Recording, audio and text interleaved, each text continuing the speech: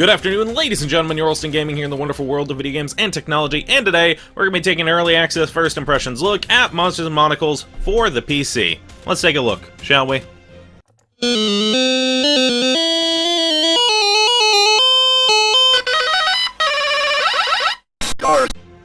Monsters and Monocles is a top-down twin-stick shooter with Victorian pseudo-steampunk overlay. You have a variety of weapons, abilities, enemies to use said weapons and abilities on, a handful of bosses to brutally kill with fire, and the ability to play online. or we could play online if we could find a match, or offline with up to 4 players. As of the build I played, you have the 3 worlds to explore. These worlds include Generic Mansion World, Generic Egyptian World, and less generic oldie English-style Abandoned City World. With each world, you have 2 randomized levels, each with randomized objectives, 1 randomized shop level, and a boss level. The randomized objectives come in a few forms. Some are just escaping to an exit, while others include killing X number of enemies or killing X number of a particular type of enemy. While the randomized levels are nice, they are often confusing to navigate, and excluding the Egyptian theme world makes the other 2 worlds feel like mazes more than actual levels. On a better note, the combat is fine if a bit simplistic. While some of the enemies you encounter have unique attacks, most of them are just reskins of other enemies, with a few unique ones for each world. Because the enemies act more as fodder than a real challenge, they're often grouped up in massive hordes rather than smaller, more powerful groups. The movement speed is also slower, making what should be a fast-paced shooting game far slower than it should be. As you blast your way through each level, you have the option to carry 2 weapons, 3 abilities, and whatever power-ups you find along the way. You have a selection of weapons from a cannon that shoots crumpets, to a blunderbuss, and a flamethrower. We don't know how the flamethrower has anything to do with steampunk, but that's besides the point, because flamethrowers are awesome. Well, it's clear that some of the weapons are imbalanced. The flamethrower and tri-shot particularly are basically unstoppable. They are all fun to use, if nothing else. With the abilities in mind, you have 23 abilities to find, 16 or so available as of this review. At least we only found 16 after playing 7 hours, and that's when we sort of gave up. They allow you to increase damage to certain weapons, increase fire rate, increase pickup chance of certain things, etc., etc., etc. It's clear that they're rather imbalanced, and some of them are clearly better than others. But these things are things that in early access, I expect to see fixed eventually before it's released. So, you know, these are some of the reasons why early access exists. Once you find these abilities, you can switch them up and you're blimp. You also have the option to level them up via gold you find from enemies or destroyable objects. While your guns aren't given back to you when you die, your level ups are permanent, so it's best to just spend all your gold on leveling something up in case you die, as your gold also doesn't transfer when you die. However, this becomes counterintuitive because you only get 1500-ish gold for each level, and once you find 3 clearly overpowered abilities, it becomes increasingly more difficult to level them up because you're forced to just go through each world multiple times since there's only 3 as of this review. Article thing. It's not quite a review. You know.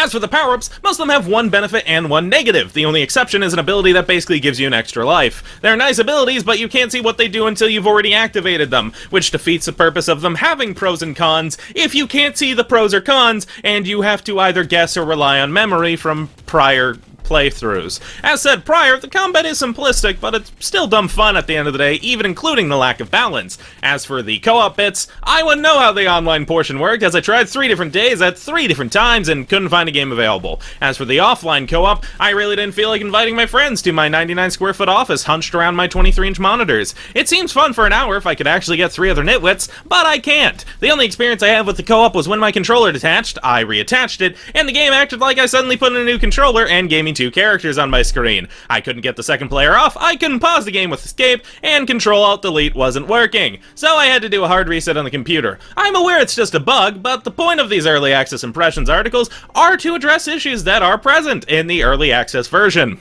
Other than that, I think that the lack of balance with 1 player might make the game almost too easy with any more than 2 people, but again, I wouldn't know, since I didn't play online and couldn't find a match. Most of this could be avoided if there was some way to figure out what keys are mapped to what, but there's currently nowhere in the game to check the keyboard layout regardless of the fact whether you do or do not have a controller plugged in. The game will still prompt you with controller-only buttons. Again, this is stuff I expect to see fixed by the time it's released, but this is just stuff I'm letting you know. I'm listing my random quips and things that the viewer and or reader may want to know prior to considering a purchase.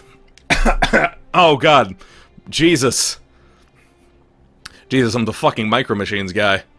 The Micro Machine Man here, aircraft carrier there, you can't have that, but you can have this. As for the game's visuals, it's probably the thing that first attracted both myself and many of you to the game. It's bright, colorful, and stylized. Some things fall flat, like the lighting effects, but the game as a whole was still bright and colorful. While the themes themselves are rather generic, a good chunk of the enemies, specifically those in the city theme, are unique and look interesting. See, one of them has 4 arms!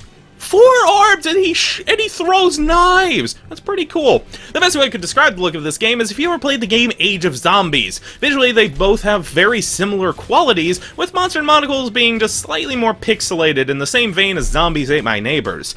As for the audio, while leaning towards the generic side, it's certainly not bad by any means, and provides decent accompaniment as you play through the game. While playing, I noticed a few tracks playing one too many times, specifically like 27 times too many, which would probably be why it leaned on the side of generic for me. If the style sounds familiar, it's probably because it's by Hyperduck Soundworks, the same people who did Dust and Elysian Tales soundtrack, which I love that game to death. Literally. I loved it to death. I'm dead. Oh Jesus, my skeleton. As for the controls, I've already mentioned my slight grips with the multiplayer. For the controls themselves, they're fairly responsive and work fine, though this is highly recommended for now as a controller on the game until the gripes with the keyboard are resolved. As for the settings, you have a basic variety of resolution options, VSync, full screen, not full screen, etc. They do have some kind of experimental camera, but the game crashed as soon as I turned it on and tried to start the game, so take that for what it is. Mind you, some other people were playing with the experimental camera fine, so maybe it just doesn't like my R9 290.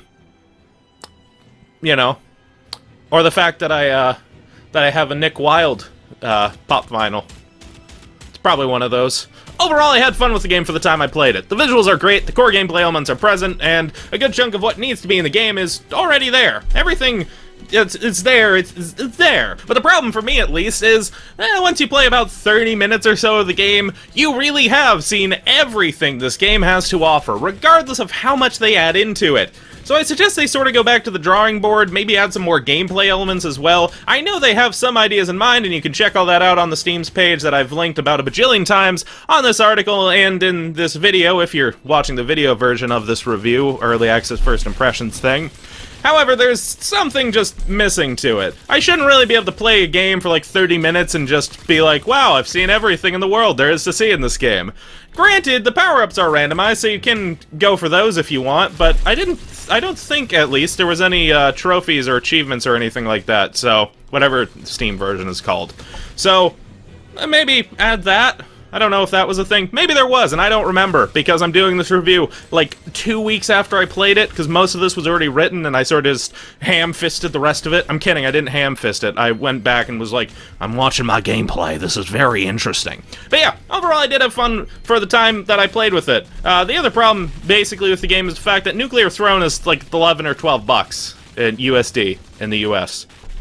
Which is what USD means. Anyway, the point I'm trying to say is, maybe think of a price reduction when you fully release the game. That might be something to consider, because other games in a similar style are about the same price, but you have slightly less replayability than that, so yeah, something to consider. Overall, I did have fun with the game, and hope you enjoyed this First Impressions Early Access view of Monsters and Monocles. This has been Yourwolfsdengaming taking an Early Access First Impressions look at Monsters and Monocles for the PC. I hope you enjoyed this First Access Early Impressions video. Yes, it is a tongue twister, and yes, it is very hard to say, and I hope you enjoy, and I hope you like the video. If you like the video, comment!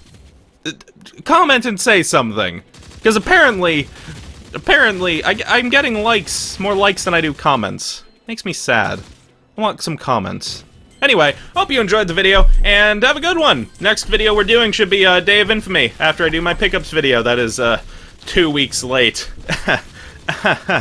Yeah, it's like 2 weeks late. Anyway, have a good one, ladies and gentlemen.